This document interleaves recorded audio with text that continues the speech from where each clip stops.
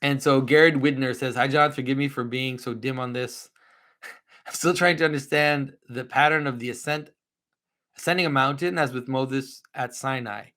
I can see the pattern itself, but I'm still cloudy on what it means or its applicability. I noticed recently when Jesus prays in Gethsemane in Matthew 26:36, first he leaves all his disciples, but Peter, James, and John. Then he leaves even then comes back to them and finds them sleeping. Yeah. How does this apply to human life? All I can see is that those who struggle for virtue and succeed find that most other people fall away. That doesn't seem deep or interesting enough for such a central pattern. You can understand it this way. There's an exchange that happens between that which is below and that which is above. And so when you go up the mountain, you kind of have to be able to abstract that the multiplicity, right? If you want to, I'm trying to apply it to everyday life for you. Okay, so this is obviously has a deeper kind of, it does have a personal meaning and a spiritual meaning the way that it's described, but you can understand it that if you want to you've got, let's say you've got a bunch of things, uh and you want to figure out how they connect together.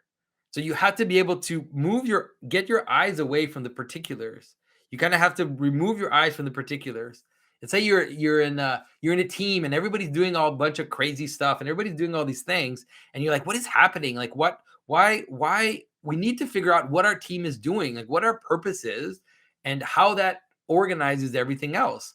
And so you have to stop focusing on all the details, because you get lost in the details. You get lost in all the multiplicity. So you kind of have to bring that down. And there's a hierarchy of that, right? So there's like all the details, and then there's maybe higher aspects of what you're doing in the team, but you also have to kind of remove that in order to find, let's say, the one thing, the one reason why everybody's doing what they're doing. Okay.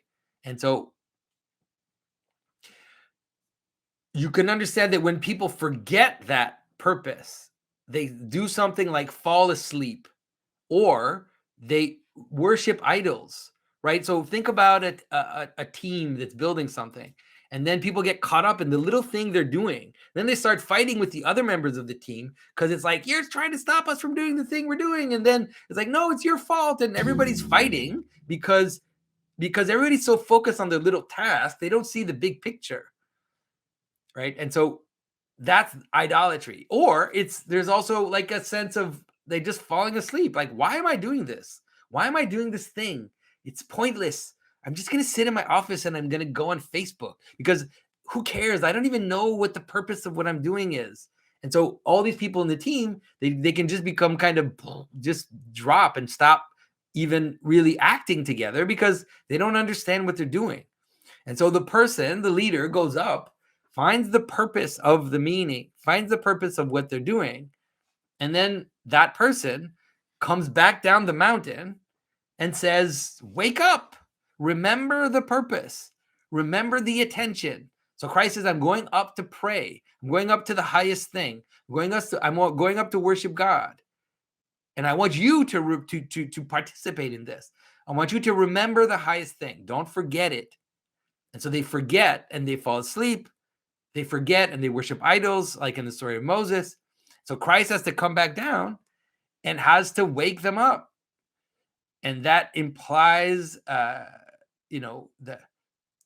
this idea of saying to wake up, or it also implies a judgment, you could say, where when Moses comes back down and he finds the people worshiping the golden calf, there is some judgment that's going to happen.